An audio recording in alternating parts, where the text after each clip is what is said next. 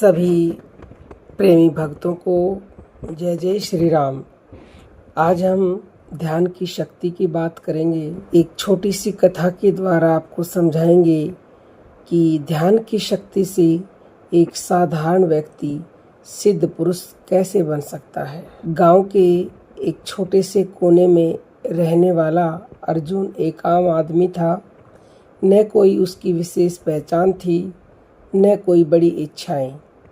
वह अपनी छोटी सी दुकान चलाता और जीवन के रोज़मर्रा के संघर्षों में उलझा रहता, लेकिन अंदर ही अंदर उसे हमेशा एक खालीपन महसूस होता था।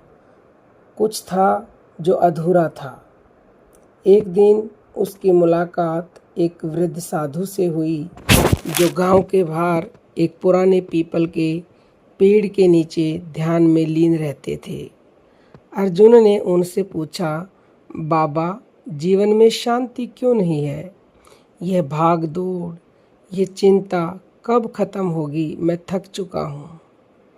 बूढ़े साधु मुस्कुराए और बोले, शांति बाहर नहीं, भीतर है बेटा। अगर तुम सच में इसे पाना चाहते हो तो ध्यान का अभ्यास करो। शुरुआत में अर्जुन को यह सब अजीब लगा, लेकिन जब जीवन की परेशानियां और बढ़ी तो उसने एक रात चुपचाप आंखें बंद कर बाबा की कही बात दोहराई। वह सिर्फ अपनी सांसों पर ध्यान देने लगा।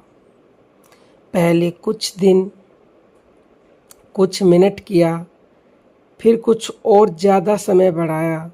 धीरे धीरे उसे एहसास हुआ कि उसका मन हल्का हो रहा है, उसकी चिंताएं खत्म हो रही हैं। सालों की साधना के बाद वही अर्जुन जो कभी अपनी परेशानियों में उलझा रहता था, अब गांव के सबसे शांत और ज्ञानी व्यक्ति के रूप में पहचाना जाने लगा। उसकी बातें सुनने दूर दूर से लोग आने लगे।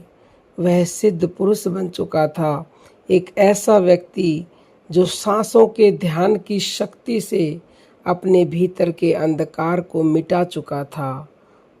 उसकी कहानी हमें यह सिखाती है कि ध्यान सिर्फ साधना नहीं, बल्कि एक रास्ता है जो हमें साधारण से असाधारण बना सकता है।